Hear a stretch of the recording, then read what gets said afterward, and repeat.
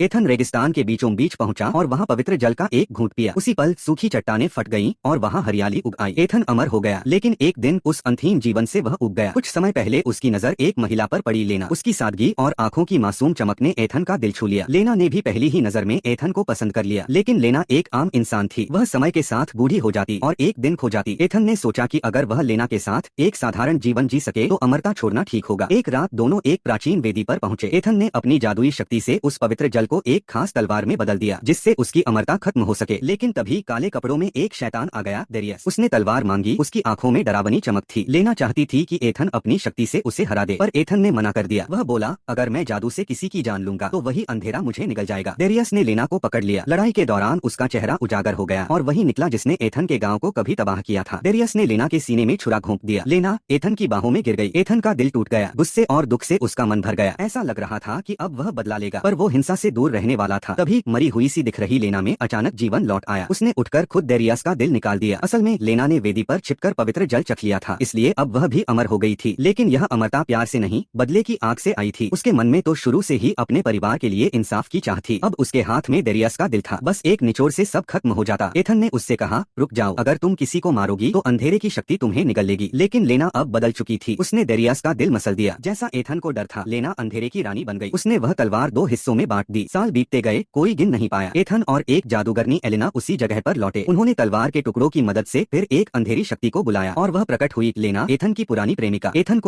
को लगा शायद फिर से प्यार जाग उठे, पर लेना ने उस पर तीर चला दिया। एलेना बीच में आ गई और एथन की जान बचाई। वह हैरान थी, लेना इतनी कठोर कैसे हो गई। लेना बोली, जो मेरे रास्ते में आएगा उसे खत्म करना जरूरी है। उसने एलेना को धोखे से फंसाने की कोशिश की ताकि वो खुद एथन को मार दे। तलवार के टुकड़ों से उसने अपनी जादुई रोशनी, स्पिरिट स्पार्क, एलेना के अंदर डाल दी। अब उनके पास वही शक्ति थी जिससे महातलवार फिर से बन सकती थी। पर एथन का प्यार अब टूट चुका था। तो क्या अब वह फिर से अपने अमर जीवन को छोड़कर एक टूटे हुए प्यार के लिए सब कुछ दांव पर लगाएगा?